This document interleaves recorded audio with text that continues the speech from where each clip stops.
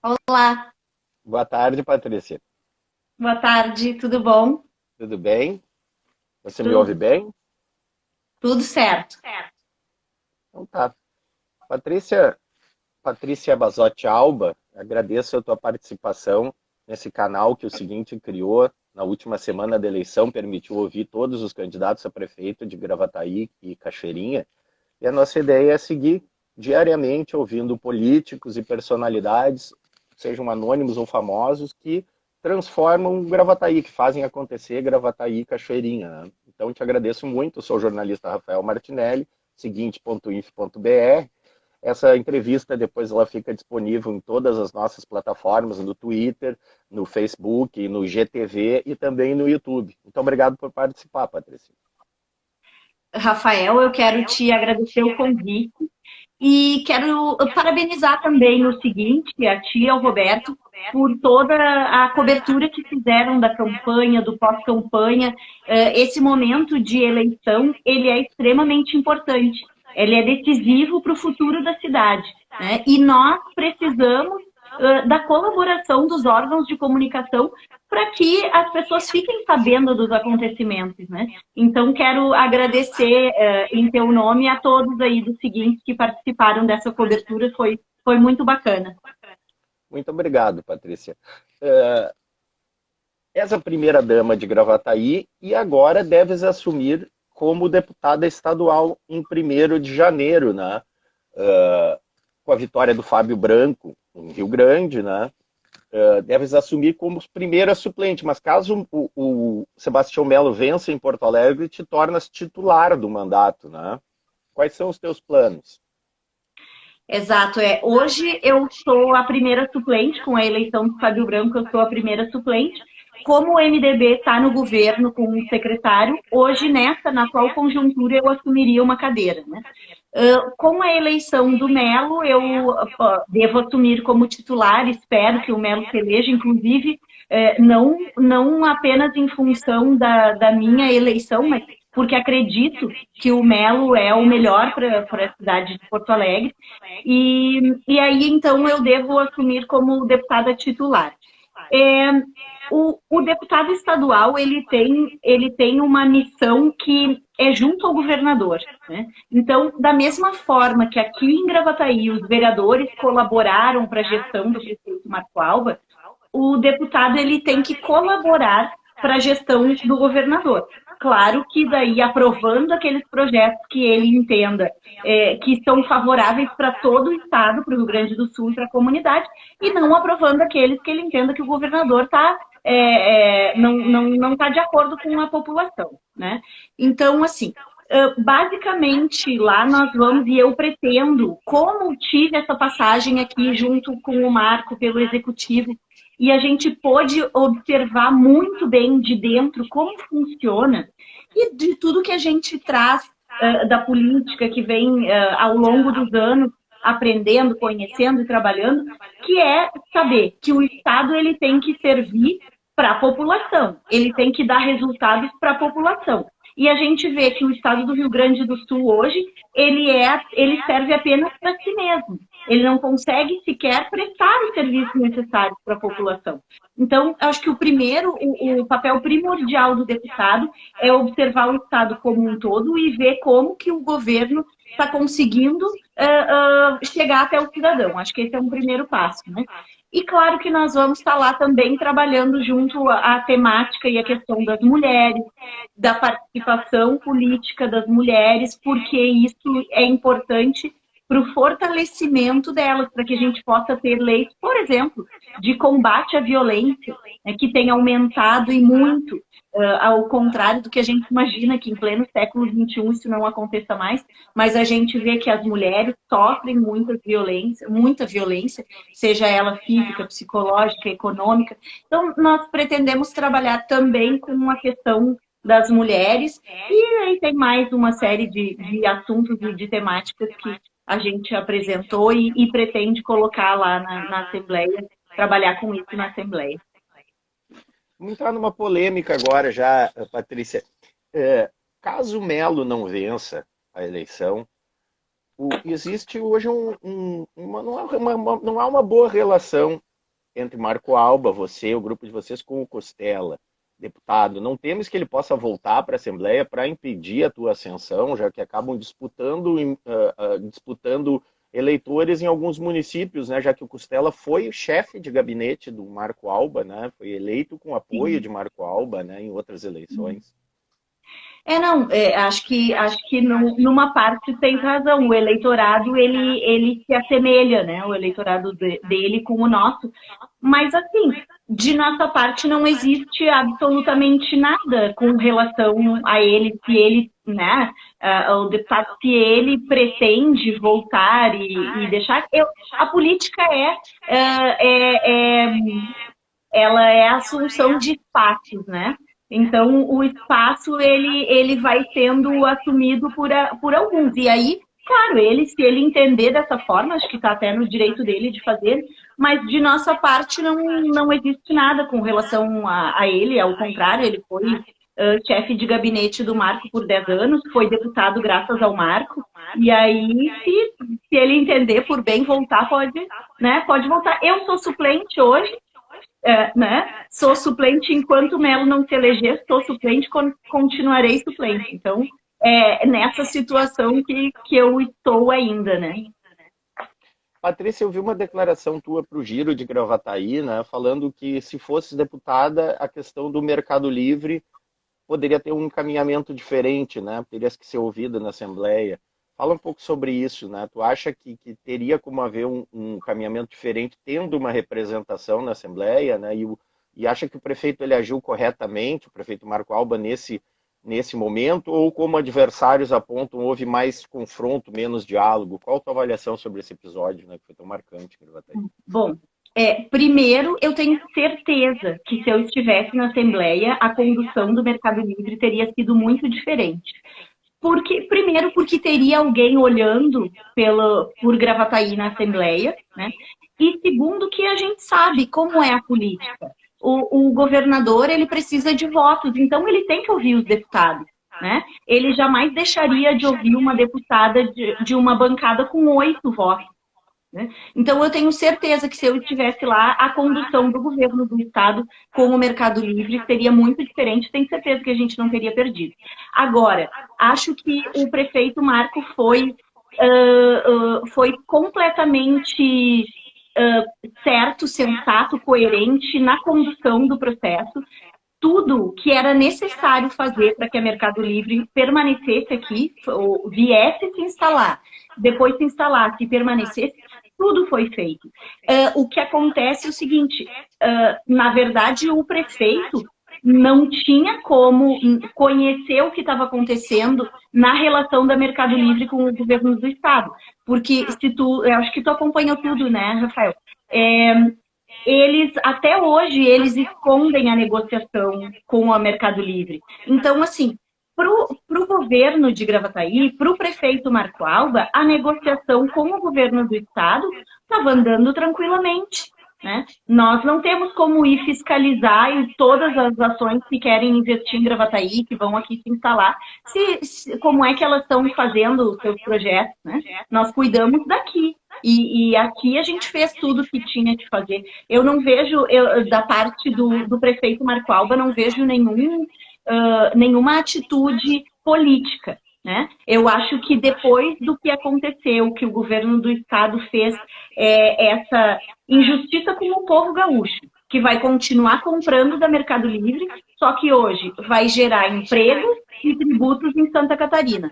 Quando o prefeito descobriu que isso estava acontecendo, ele buscou de várias formas tentar reverter isso junto ao governo do Estado, não teve nenhuma sorte, nenhum sucesso com relação a isso, e aí mostrou para a população. Eu acho que uma das coisas que o governante tem que fazer é ser transparente. No momento que a população conhece como funcionam as coisas, ela pode se posicionar e ela pode reivindicar de uma forma mais eficiente. Né? Porque, às vezes, nós vemos hoje as pessoas têm bastante opinião, se posicionam nas redes sociais, mas, infelizmente, nós não temos todo o conhecimento. Aquilo que a gente fazia, que nós tínhamos, eu acho que tu é mais novo que eu, mas acredito que tenha pego ainda a questão da USPB lá na escola. né? Sim. Lá nós aprendíamos Não sou o mais que, novo como do que que era. você, sou bem mais velho do que você. Não, é mesmo? Sim, pode seguir. Tu teve o SPB, então. Claro. Ó, então, lá em OSPB a gente aprendia como que era a organização social e política do Estado. As pessoas sabendo como, o que o governo municipal tem responsabilidade, o que é a responsabilidade do estadual, o que é do federal, o que cada ente tem obrigação de fazer, ele poderia reivindicar de uma forma mais eficiente. Eu sempre digo isso, porque, por exemplo, vir cobrar do prefeito a questão da água, por exemplo, que é da Corsã, que é do governo do estado, isso não rende solução nenhuma. Né? Então, todo o conhecimento que a população tiver com relação a como funciona a administração pública, ela é importante. E eu acho que o Marco nisso foi muito feliz, né, de mostrar para a população o que estava acontecendo. Isso é uma forma de pressão também, porque sabendo que Gravataí, que o estado do Rio Grande do Sul ia perder mais de 2.500 empregos, pelo menos, né? Quem sabe o governo do estado ficasse sensível à população do seu estado e fizesse alguma coisa para manter Mercado Livre aqui. Então, eu achei que ele conduziu muito bem tudo, né? Toda a parte administrativa, de gestão, de tentativa da Mercado Livre que ficasse aqui, e depois, no pós, quando o governador ou o governo do estado não deu atenção para isso, então ele foi e tentou de uma outra forma, mas acho que tenho certeza que se eu estivesse na Assembleia, a Mercado Livre não teria saído daqui assim tão fácil. Tá certo. O Gravataí não tem uma representação desde 2014 na Assembleia, né? Patrícia é presidente do MDB Mulher do Estado, né? A gente vê que Gravataí aumentou a representação de mulheres na Câmara, né? Mas de uma vereadora para duas, né? Pouco ainda frente a 21 vereadores. A representação também dá para considerar pequena na Câmara, na Assembleia Legislativa, na Câmara Federal, né? Em Gravataí, a primeira prefeita eleita, Rita Sanco, foi cassada.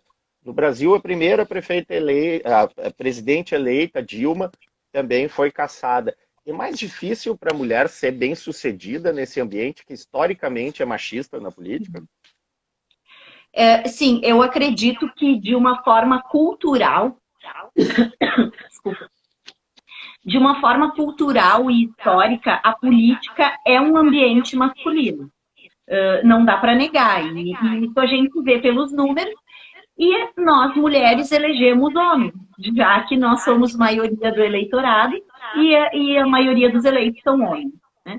Então, existe sim ainda eu acho que uma certa restrição à participação das mulheres, e uma restrição dos homens, mas também existe por parte das mulheres, e aí eu volto na questão do desconhecimento, existe um desconhecimento por parte das mulheres do que é a política, de para que ela serve e da importância das mulheres participarem. Né?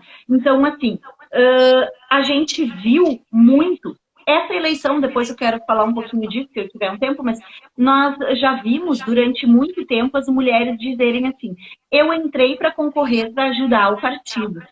Deve ter escutado alguma vez isso, né?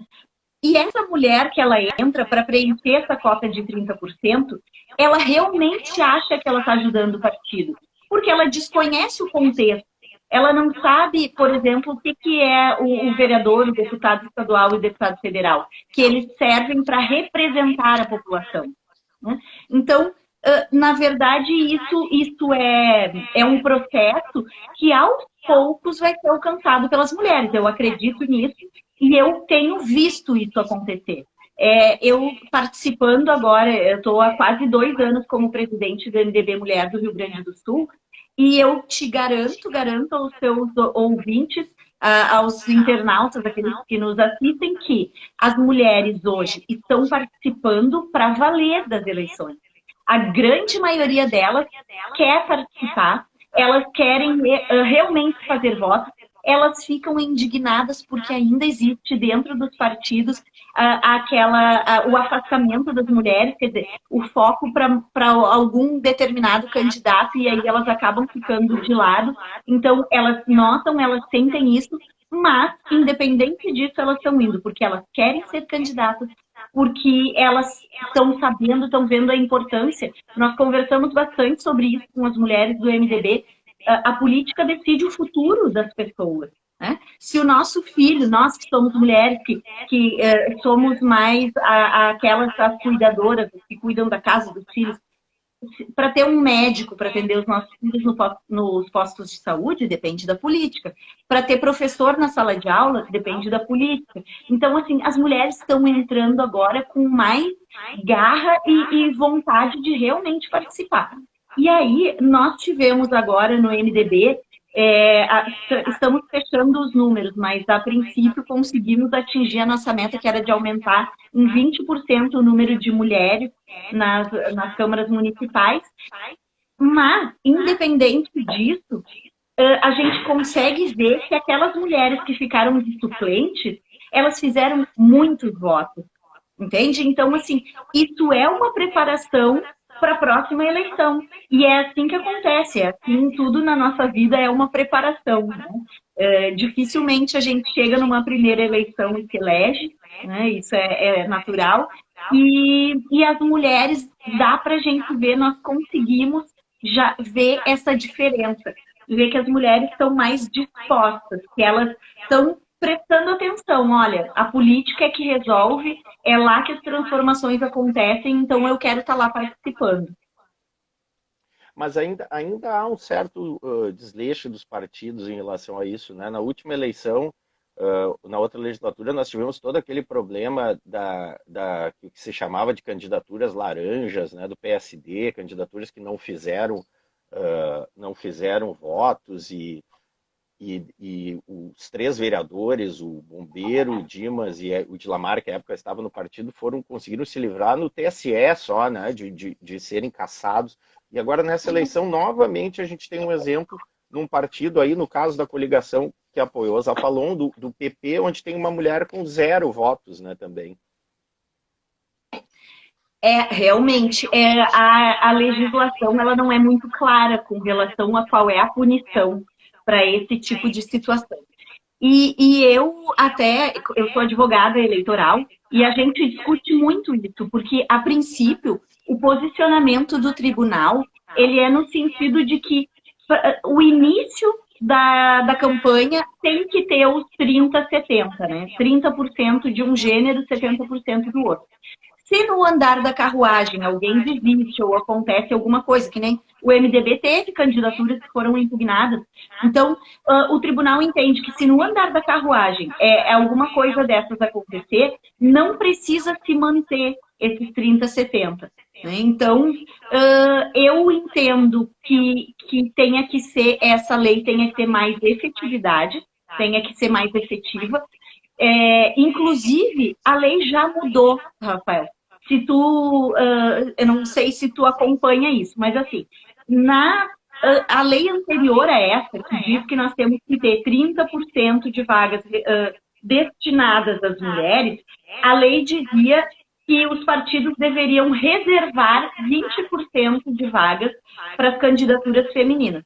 O que acontecia? Os partidos reservavam aquelas vagas vazias, não colocavam nem homens nem mulheres e preenchiam sem recursos, sem nada. Exatamente. Então, o que aconteceu? A lei mudou para que agora as vagas tenham que ser preenchidas com mulheres. Né? Então, e aí eu trago aqui uma novidade, que é um debate que nós estamos fazendo a nível nacional no MDB, que é agora a garantia de vagas, efetivamente, nos legislativos para as mulheres. Porque nós temos visto que a garantia apenas de vaga para concorrer não está tendo a eficácia que a gente esperava que tivesse. Né? Eu costumo dizer assim que eu não sou a favor de cotas, mas nesse momento ela é necessária. Né? A gente tem que ser a favor daquelas cotas que são necessárias para que as populações que são minoria, elas consigam se inserir.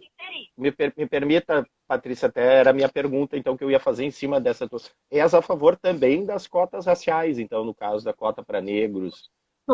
Sou. Eu sou a favor. Eu digo que eu sou contra as cotas porque eu acho que a gente não precisaria de cotas, né? Mas nós ainda não estamos numa sociedade coerente, consciente, que possa viver sem elas. Então, sim, Acredita acredito nas que cotas como as uma cotas são. reparação, no caso, pelo menos momentânea, numa reparação de uma dívida histórica.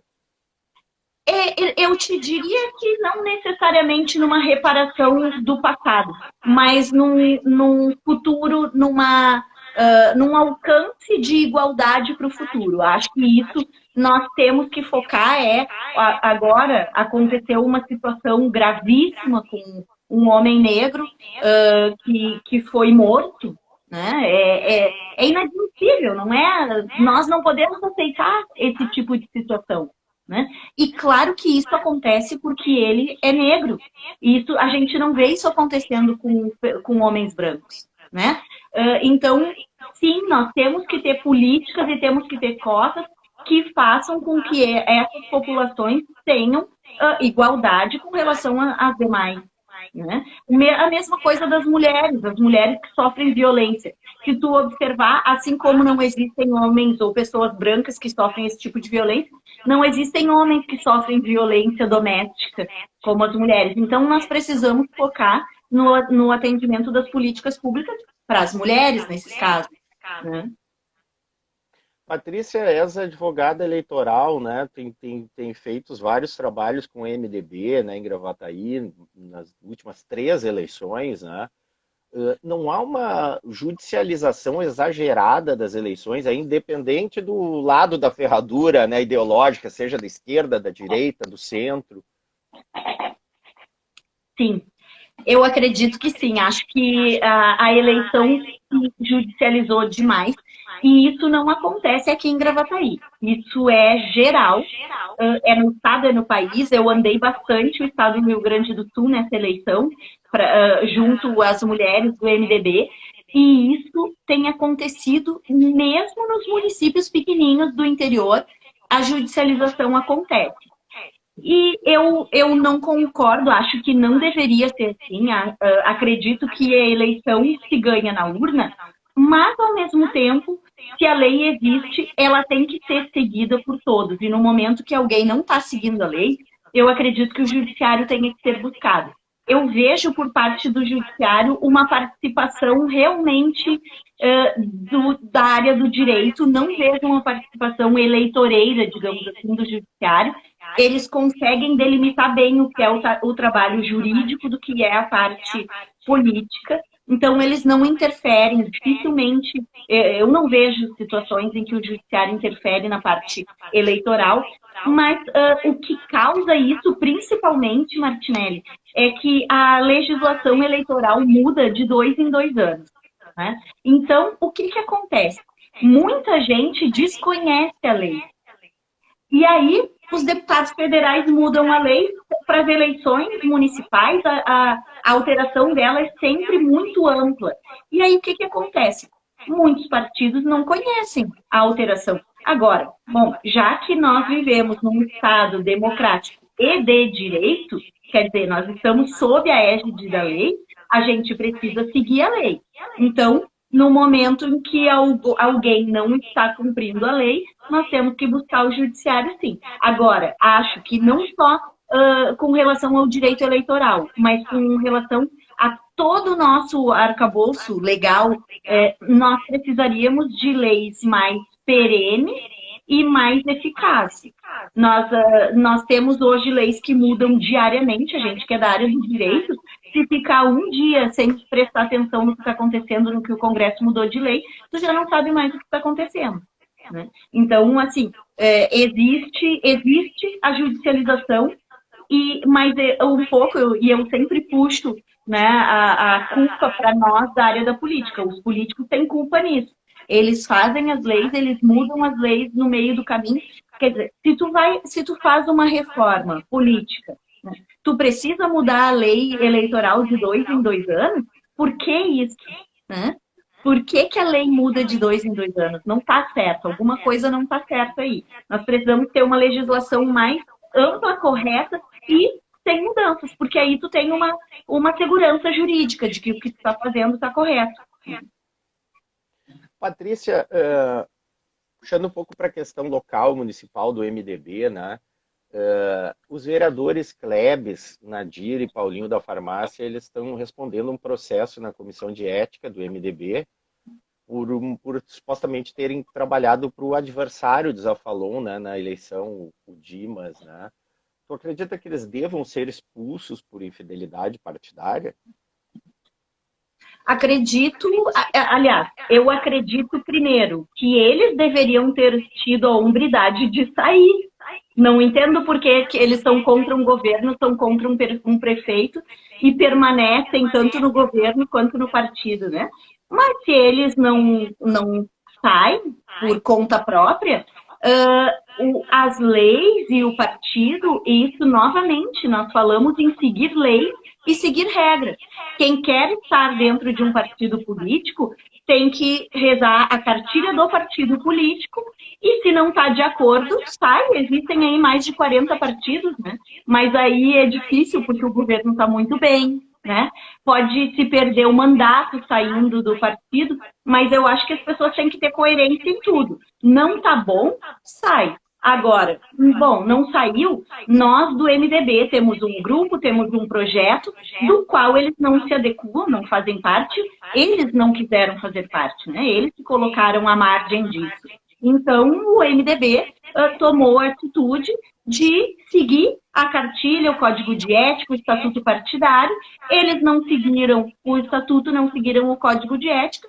Foi pedido a expulsão deles e possivelmente vai acontecer. Aí, claro, isso decorre um processo, eles vão se defender, enfim. Mas eu não acredito que eles queiram ficar, porque eles se retiraram do projeto, se retiraram, votaram contra um prefeito que eles conhecem, que eles estavam, teoricamente, juntos, né? Mas isso faz parte da política também agora, né? Fora, eles estão. Agora, se eles não querem sair, não fazem por vontade própria, o MDB toma as atitudes que acha necessárias, né? E eles que se defendam. Patrícia, ao que acreditas a eleição de Luiz Zafalon? Saiu do zero para ser prefeito com uma larga margem de votos sobre o segundo colocado, né? Mais votos do que os outros somados. Rafael, eu acho que essa vitória do Zafa, ela na verdade é a coroação de toda uma história política, de um projeto político que vem sendo feito há muito tempo pelo Marco Alba e pelo grupo político dele, né? O Marco veio para Gravataí para ser prefeito depois de uma longa experiência no governo do estado, de uma longa experiência na Assembleia Legislativa, e aqui, junto com a sua equipe, da qual o Zafa fazia parte, ele mostrou que é possível trabalhar, que é possível fazer uma administração pública eficiente, voltada para a população, com poucos recursos, como todo mundo sabe, mas independente disso, tendo capacidade, sabendo fazer gestão, trabalhando, é possível fazer. E eu acredito que a população, apesar da campanha rasteira e mentirosa que teve contra o nosso projeto, inclusive por parte de pessoas que dele participaram, independente disso, a população conseguiu observar com os seus próprios olhos, porque tu sai na rua, tu vê obra do prefeito Marco Alba, tu vê obra do governo Marco Alba. Mesmo naqueles locais onde era obrigação do governo do estado, tem obra do governo Marco Alba. E eu acho que a população se sentiu representada, valorizada, percebeu que o dinheiro dela, que ela gasta em impostos, que ela coloca dentro da prefeitura em impostos, está voltando para ela. Então, eu acho que essa é a coroação de um trabalho magnífico, assim, feito com muita dedicação, com muita competência, com muita inteligência, com muita coragem, porque não foi fácil chegar aqui, tu acompanhou, Tu viu que o primeiro mandato foi muito difícil, porque tinha que arrumar a casa. Pois é, até me permite, até uma das perguntas que eu tinha preparado era essa, que hoje é um tempo de colheita, né? Para dizer, as obras estão sendo entregues, né? Mas no primeiro governo, os próprios adversários, né, ironizavam assim, que o Marco Alba era o principal cabo eleitoral da oposição, né? Se falava cidade dos buracos, tudo aquilo. Como foi essa travessia, acompanhar essa travessia, né? A gente que participou junto, eu sempre digo isso, até nós que estávamos ao lado do Marco trabalhando, fazendo isso, a gente gostaria talvez que tivesse sido um pouco diferente. Mas o Marco, quando ele entrou na prefeitura de Gravataí, quando ele decidiu ser prefeito, ele sabia onde ele queria chegar e o que ele precisava fazer para isso. Né? Então, em nenhum momento ele se desvirtuou daquilo que ele sabia que era o certo e que era o necessário para Gravataí e para a população de Gravataí. E a gente sempre dizia, ele dizia muito uma frase que agora é bastante copiada, que ele não estava trabalhando para as próximas eleições, mas ele estava trabalhando para as próximas gerações. E isso se comprovou. Claro que não é fácil, mas aí é que eu te digo que precisa ter coragem. Né?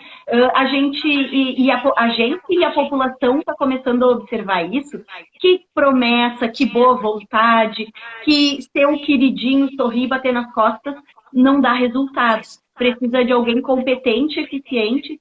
E o Marco é um cara muito capacitado, ele é muito determinado. Né? Ele jamais pensou, titubeou em modificar aquilo que ele sabia que era certo para poder ganhar a eleição de 2016. Então, realmente foi muito difícil. A gente que foi para a rua trabalhar, fazer campanha, pedir votos, as pessoas nos criticavam muito e muito.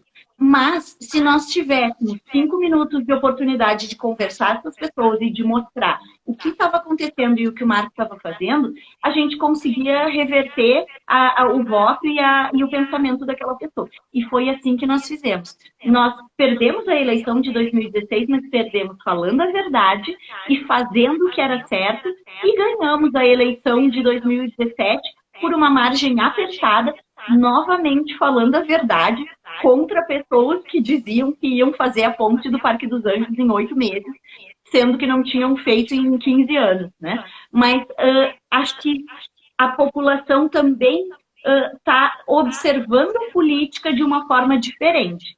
A população hoje quer pessoas eficientes, pessoas corretas, transparentes, capacitadas, que tem uma mudança aí também na população, Rafael.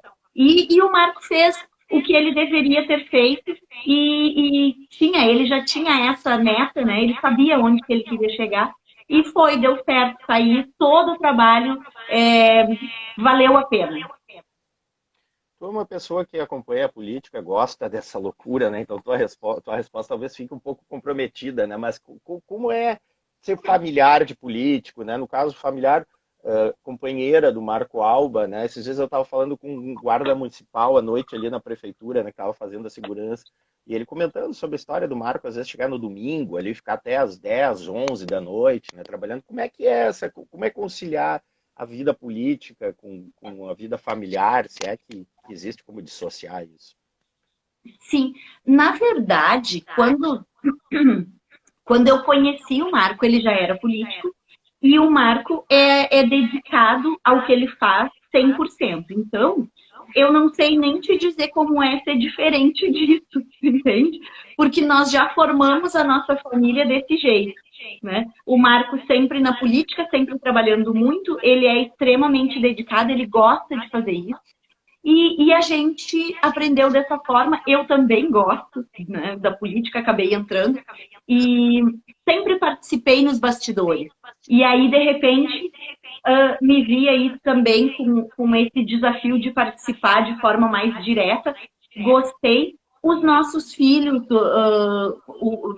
eu e o Marco, né, os que nós temos, nasceram já quando o Marco era deputado. Os filhos dele do primeiro casamento, quando nasceram, eu acho que ele já era vereador, tenho a impressão que ele era vereador. Então, quer dizer, a família inteira já está muito acostumada com isso, né? Não, eu acho que a gente nem sabe como é diferente disso. Agora, realmente, o Marco trabalha sábado, domingo, feriado, dia de semana das 7 às 9, 10, 11 da noite, e quem está lá dentro da prefeitura, né, os guardas da prefeitura, os guardas municipais que ficam lá, conseguem conviver e ver isso, assim, bastante. Patrícia, é natural que haja uma dobradinha em 2022, Patrícia Basotti Alba, deputada estadual, e Marco Alba, deputado federal?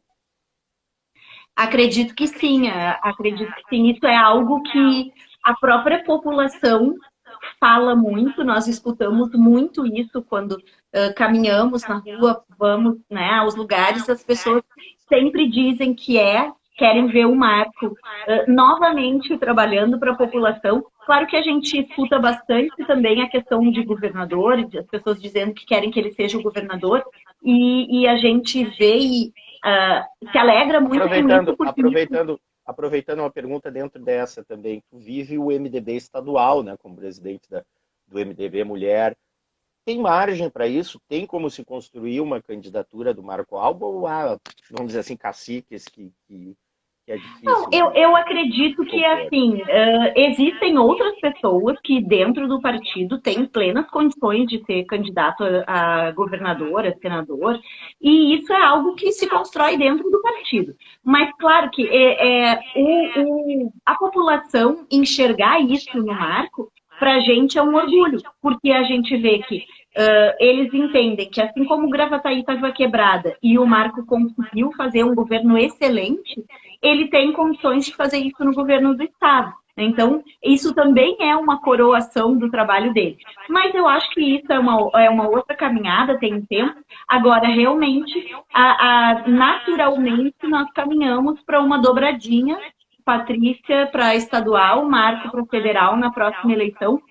Acredito que a população espera isso da gente, que a gente esteja representando ela na Assembleia e na Câmara Federal, e nós já estamos trabalhando. E eu vou estar, se Deus quiser, na Assembleia agora, dia 1º de janeiro, já trabalhando pela nossa cidade, pela nossa região e pelo nosso estado. E o Marco também vai estar em Brasília, lá onde são feitas as leis, lá onde, né, as decisões são tomadas para, quem sabe, colaborar aí para uma alteração nessa nossa sociedade.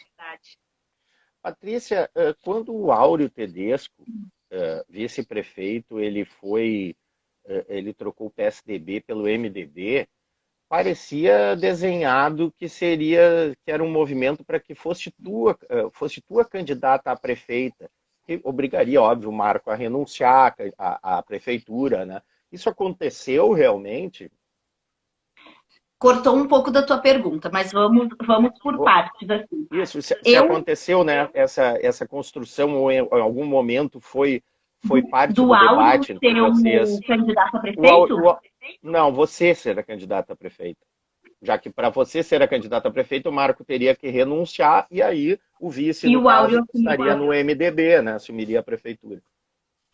Não, na verdade, Rafael, não houve essa ideia, até porque isso contraria a legislação. Né? Existe uma ideia de que se o prefeito renunciasse ou saísse 6 meses antes, um parente ou alguém poderia sucedê-lo. Mas isso não é previsto na lei. Né? A legislação diz que nem aquele que foi eleito e nem os seus parentes podem concorrer no mandato posterior. E nem aquele que assumiu nos 6 meses anteriores à legislação, entende? Tem uma diferença aí, então não chegou a haver esse tipo de ideia, assim, de eu participar da eleição como candidata a prefeita. Faz parte dos teus planos para o futuro, algum dia ser prefeita de Gravataí? Rafael, eu não imaginava nem participar da política, assim, como candidata a deputada estadual, e aí fui numa primeira eleição, fiz uma votação maravilhosa, fiquei muito feliz e com muita responsabilidade. E claro que quando tu tá dentro de um partido político, se essa for a ideia do partido, se entenderem que eu deva concorrer, eu vou. Eu te confesso que não. Eu não penso isso. Não é diferente do Marco, que lá em 1992 concorreu a primeira vez a prefeito e tinha a ideia de que queria governar o seu município, de que sabia que tinha capacidade para isso, tinha um plano. Eu entrei na política por causa do Marco, entrei, gostei, vi que a política dá resultado na vida das pessoas, ela realmente transforma a vida das pessoas. Então, hoje, eu aceito uma missão, entende? Não é algo que eu tivesse planejado já há algum tempo, mas a gente, como político, não fecha portas, né, Rafael? Tá certo, Patrícia Basotti Alba, obrigado por essa entrevista ao seguinte.inf.br. Patrícia é a primeira-dama de Gravataí, deve assumir como deputada estadual no dia 1º de janeiro. Desde 2014, Gravataí não tem uma representação na Assembleia Legislativa. Patrícia, agradeço a tua participação. Essa entrevista ela vai ficar disponível no Facebook, no Twitter, na IGTV e também no YouTube. Queres deixar uma mensagem final para o eleitor e para a Gravataí? Fica à vontade. Sim, então eu te agradeço muito a oportunidade da gente poder conversar. Foi uma conversa muito agradável e eu estou muito feliz com tudo que aconteceu. A gente sabe que na democracia a população decide, né? A gente faz e mostra para ela aquilo que nós entendemos como o melhor caminho e a vitória do Zafa coroou, então, uma história de trabalho, de dedicação, e isso deixa a gente muito feliz, principalmente por causa daquilo que tu disse, da dedicação do Marco. Ele vive para a política, ele vive trabalhando e ele se importa com o que acontece. Ele vem, a gente, mesmo quando está indo fazer alguma coisa, almoçar ou voltando para casa, ele passa nas obras para ver se está tudo certo, se está tudo bem, se não tem algum problema. Então, assim, esse resultado da eleição deixa a gente extremamente feliz. Eu acredito que seja uma vitória da população de Gravataí, que vai continuar tendo um governo sério e respeitoso, e muito feliz também de poder estar representando a cidade e o estado na Assembleia Legislativa. Vou estar com o gabinete aberto para os cidadãos de Gravataí e de todo o estado, da mesma forma que era o gabinete do Marco. Todo o interior do estado conhece como o Marco trabalhava na Assembleia e eu aprendi, o meu professor foi ele, né? E é ele ainda. Então, da mesma forma que ele trabalhou com o gabinete de portas abertas, eu vou estar lá com as portas abertas para toda a população do Rio Grande do Sul. Muito obrigada e um grande abraço para todo o Rio Grande do Sul, principalmente para a comunidade de Gravataí. Muito obrigado, Patrícia. Sucesso para ti.